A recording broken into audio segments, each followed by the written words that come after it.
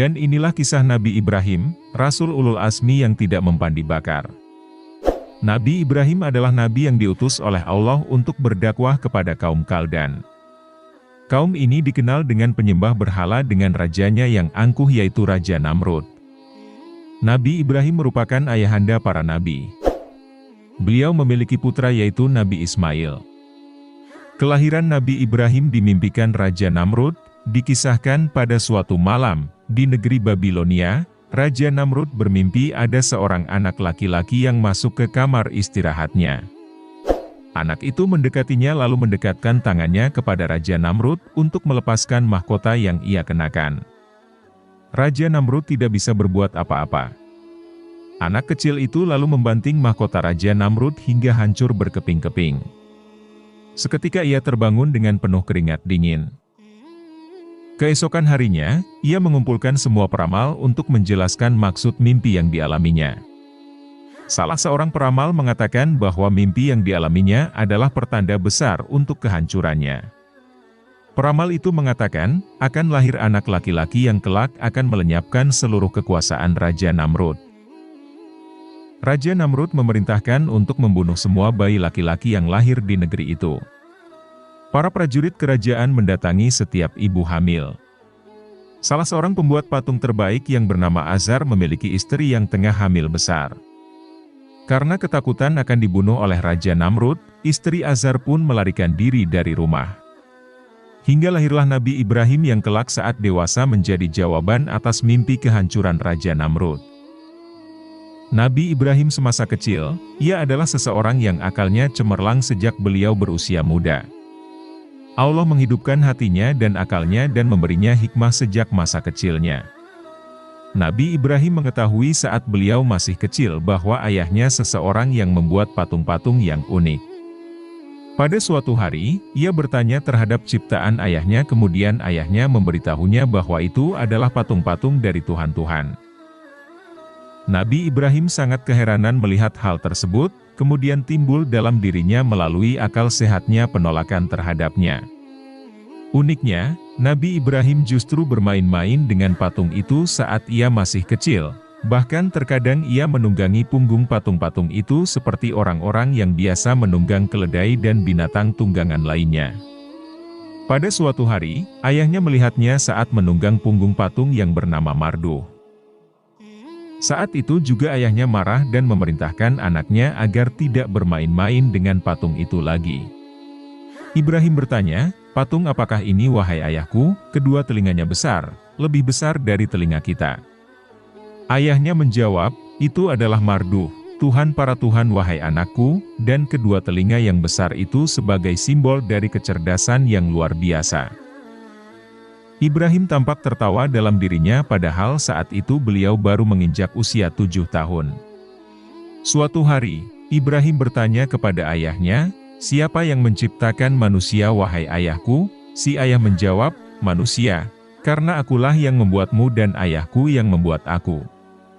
Ibrahim justru menjawab, "Tidak demikian wahai ayahku, karena aku pernah mendengar seseorang yang sudah tua yang berkata, 'Wahai Tuhanku, mengapa engkau tidak memberi aku anak?'" Si ayah berkata, "Benar wahai anakku, Allah yang membantu manusia untuk membuat manusia namun dia tidak meletakkan tangannya di dalamnya. Oleh karena itu, manusia harus menunjukkan kerendahan di hadapan Tuhannya dan memberikan kurban untuknya." Kemudian Ibrahim bertanya lagi, "Berapa banyak Tuhan-Tuhan itu wahai ayahku?" Si ayah menjawab, "Tidak ada jumlahnya wahai anakku." Ibrahim berkata, "Apa yang aku lakukan wahai ayahku jika aku mengabdi pada satu Tuhan lalu Tuhan yang lain membenciku karena aku tidak mengabdi padanya? Bagaimana terjadi persaingan dan pertentangan di antara Tuhan? Bagaimana seandainya Tuhan yang membenciku itu membunuh Tuhanku, boleh jadi ia membunuhku juga." Si ayah menjawab dengan tertawa, "Kamu tidak perlu takut wahai anakku, karena tidak ada permusuhan di antara sesama Tuhan. Di dalam tempat penyembahan yang besar terdapat ribuan Tuhan dan sampai sekarang telah berlangsung 70 tahun. Meskipun demikian, belum pernah kita mendengar satu Tuhan memukul Tuhan yang lain." Ibrahim berkata, "Kalau begitu terdapat suasana harmonis dan kedamaian di antara mereka." Si ayah menjawab, "Benar." Ibrahim bertanya lagi, "Dari apa Tuhan-Tuhan itu diciptakan?" Si ayah menjawab, "Ini dari kayu-kayu pelepah kurma, itu dari zaitun, dan berhala kecil itu dari gading. Lihatlah alangkah indahnya. Hanya saja, ia tidak memiliki nafas." Ibrahim berkata, "Jika para Tuhan tidak memiliki nafas, maka bagaimana mereka dapat memberikan nafas? Bila mereka tidak memiliki kehidupan, bagaimana mereka memberikan kehidupan? Wahai ayahku, pasti mereka bukan Allah." Mendengar ucapan Ibrahim itu, sang ayah menjadi berang dan marah sambil berkata, "Seandainya engkau sudah dewasa, niscaya aku pukul dengan kapak ini." Ibrahim berkata, "Wahai ayahku, jika para Tuhan membantu dalam penciptaan manusia, maka bagaimana mungkin manusia menciptakan Tuhan? Jika para Tuhan diciptakan dari kayu, maka membakar kayu merupakan kesalahan besar. Tetapi katakanlah, wahai ayahku, bagaimana engkau menciptakan Tuhan-Tuhan dan membuat baginya Tuhan yang cukup baik? Namun bagaimana Tuhan-Tuhan membantumu untuk membuat anak-anak yang cukup banyak sehingga engkau menjadi orang yang paling kuat di dunia?" Selesailah dialog antara Ibrahim dan ayahnya dengan terjadinya pemukulan oleh si ayah terhadap Ibrahim. Kemudian berlalulah hari demi hari dan Ibrahim menjadi besar. Sejak usia anak-anak, hati Ibrahim menanam rasa benci terhadap patung-patung yang dibuat oleh ayahnya sendiri. Ibrahim tidak habis mengerti bagaimana manusia yang berakal membuat patung-patung dengan tangannya sendiri, kemudian setelah itu ia sujud dan menyembah terhadap apa yang dibuatnya. Semenjak kecil Ibrahim memang membenci berhala-berhala yang disembah sebagai Tuhan oleh ayahnya dan orang-orang pada masa itu. Pada suatu hari Ibrahim bersama ayahnya masuk di tempat penyembahan.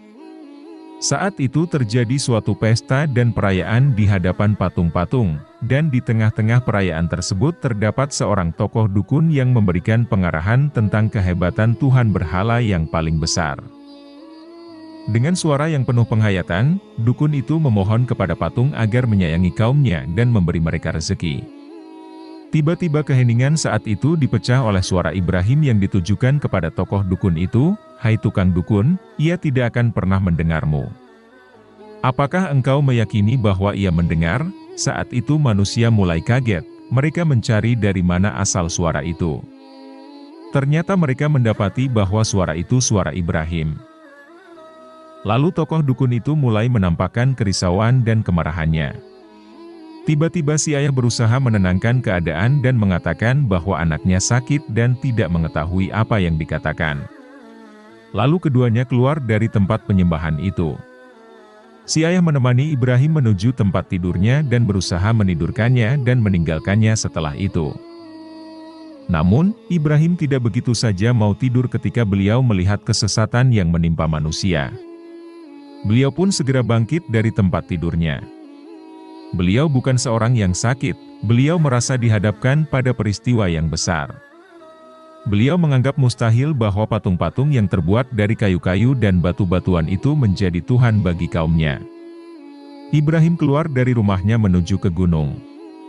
Beliau berjalan sendirian di tengah kegelapan. Beliau memilih salah satu gua di gunung, lalu beliau menyandarkan punggungnya dalam keadaan duduk termenung. Beliau memperhatikan langit. Beliau mulai bosan memandang bumi yang dipenuhi dengan suasana jahiliyah yang bersandarkan kepada berhala. Tidak lama setelah Nabi Ibrahim memperhatikan langit, kemudian beliau melihat-lihat berbagai bintang yang disembah di bumi. Saat itu hati Nabi Ibrahim sebagai pemuda yang masih belia merasakan kesedihan yang luar biasa. Lalu beliau melihat apa yang di belakang bulan dan bintang. Hal itu sangat mengagumkannya. Mengapa manusia justru menyembah ciptaan Tuhan? Bukankah semua itu muncul dan tenggelam dengan izinnya? Nabi Ibrahim mengalami dialog internal dalam dirinya. Allah menceritakan keadaan ini dalam surah Al-An'am. Dan ingatlah ketika Ibrahim berkata kepada ayahnya Azar, "Pantaskah engkau menjadikan berhala-berhala itu sebagai Tuhan? Sesungguhnya aku melihat engkau dan kaummu dalam kesesatan yang nyata." Dan demikianlah kami memperlihatkan kepada Ibrahim kekuasaan kami yang terdapat di langit dan di bumi, dan agar dia termasuk orang-orang yang yakin. Ketika malam telah menjadi gelap, dia Ibrahim melihat sebuah bintang lalu dia berkata, "Inilah Tuhanku." Maka ketika bintang itu terbenam dia berkata, "Aku tidak suka kepada yang terbenam." Quran Surat Al-An'am ayat 74-76. Kita ketahui bahwa di zaman Nabi Ibrahim manusia menjadi 3 bagian.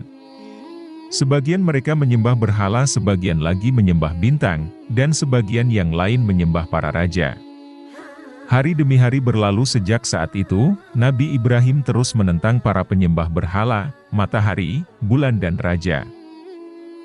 Pada satu waktu terjadi perselisihan antara Nabi Ibrahim dengan kaumnya. Tentu yang termasuk orang yang paling menentang beliau dan marah kepada sikap beliau itu adalah ayahnya dan pamannya yang mendidiknya laksana seorang ayah. Akhirnya, si ayah dan si anak terlibat dalam pergulatan yang sengit di mana kedua-duanya dipisahkan oleh prinsip-prinsip yang berbeda. Si anak bertengger di puncak kebenaran bersama Allah sedangkan si ayah berdiri bersama kebatilan.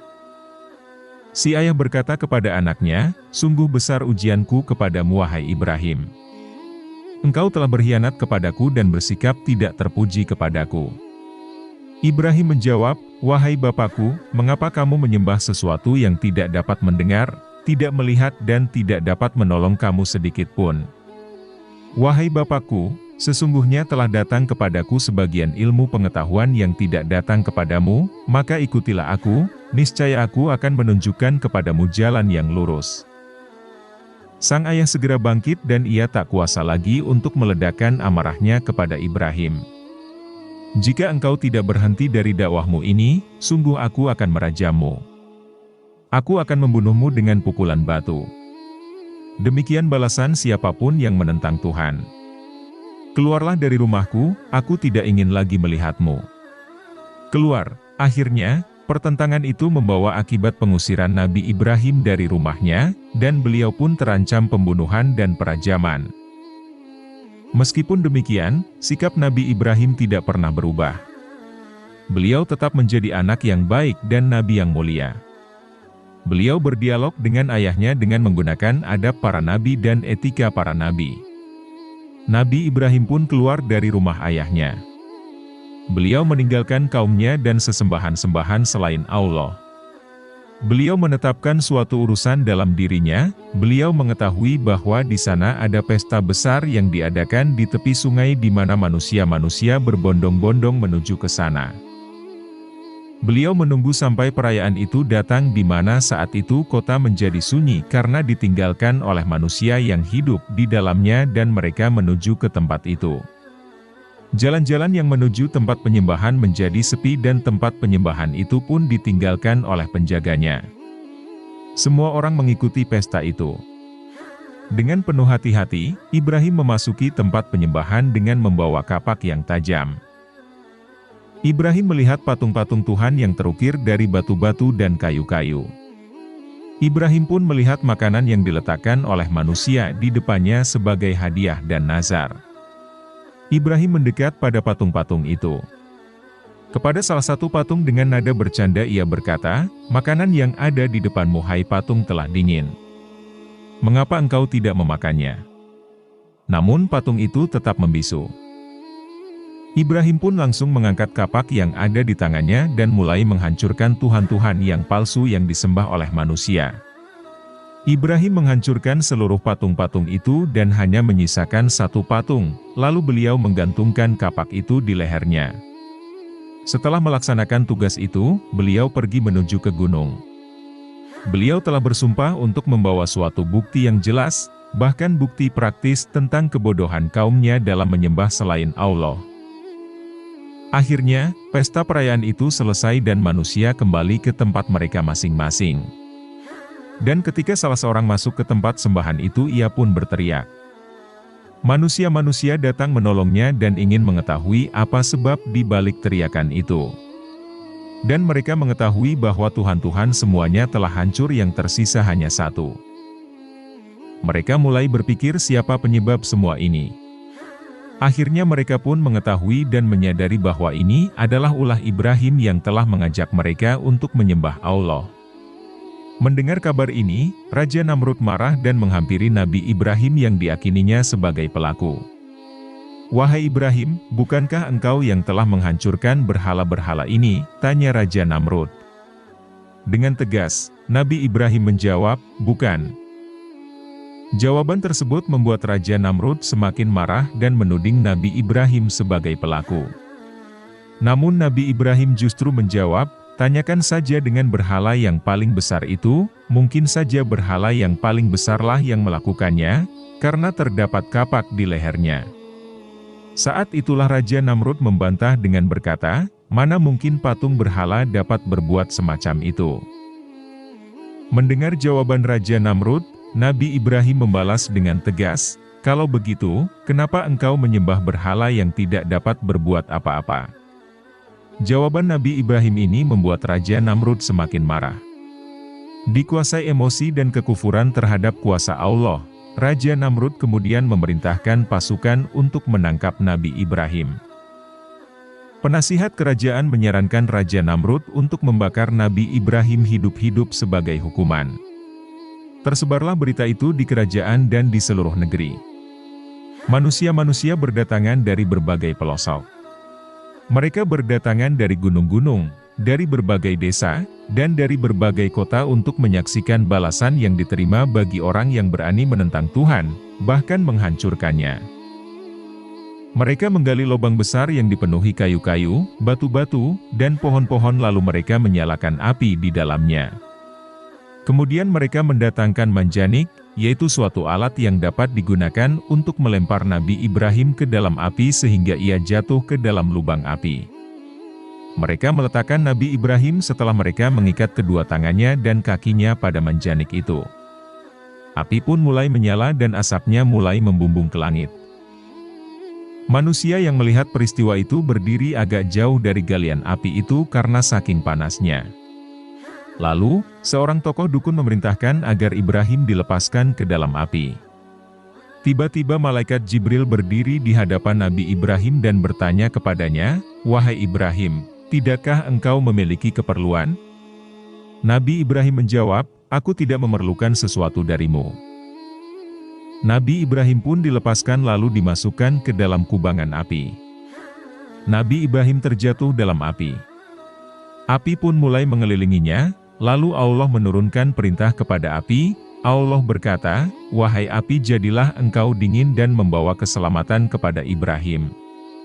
Api pun tunduk kepada perintah Allah sehingga ia menjadi dingin dan membawa keselamatan bagi Nabi Ibrahim. Api hanya membakar tali-tali yang mengikat Nabi Ibrahim. Nabi Ibrahim dengan tenang berada di tengah-tengah api seakan-akan beliau duduk di tengah-tengah taman. Beliau memuji Allah, Tuhannya dan mengagungkannya. Yang ada di dalam hatinya hanya cinta kepada Sang Kekasih, yaitu Allah. Para pembesar dan para dukun mengamati dari jauh betapa panasnya api itu. Bahkan api terus menyala dalam tempo yang lama, sehingga orang-orang kafir mengira bahwa api itu tidak pernah padam. Ketika api itu padam, mereka dibuat terkejut ketika melihat Nabi Ibrahim keluar dari kubangan api dalam keadaan selamat. Wajah mereka menjadi hitam karena terpengaruh asap api sementara wajah Nabi Ibrahim berseri-seri dan tampak diliputi dengan cahaya dan kebesaran. Bahkan pakaian yang dipakai Nabi Ibrahim pun tidak terbakar, dan beliau tidak tersentuh sedikit pun oleh api. Nabi Ibrahim pun keluar dari api itu bagaikan beliau keluar dari taman. Lalu orang-orang kafir pun berteriak keheranan. Mereka pun mendapatkan kekalahan dan kerugian. Hal ini sebagaimana firman Allah. Mereka hendak berbuat jahat terhadap Ibrahim, maka kami menjadikan mereka itu orang-orang yang paling rugi. Quran Surat Al-Anbiya ayat 70. Setelah kejadian itu, Nabi Ibrahim tetap melanjutkan dakwahnya di jalan Allah. Nabi Ibrahim mencurahkan tenaga dan upayanya untuk membimbing kaumnya. Nabi Ibrahim berusaha menyadarkan mereka dengan berbagai cara. Meskipun beliau sangat cinta dan menyayangi mereka, mereka malah justru marah kepadanya dan mengusirnya. Dan tiada yang beriman bersamanya kecuali seorang perempuan dan seorang lelaki.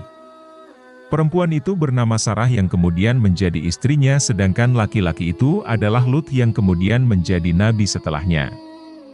Demikianlah kisah ini, semoga ada manfaatnya.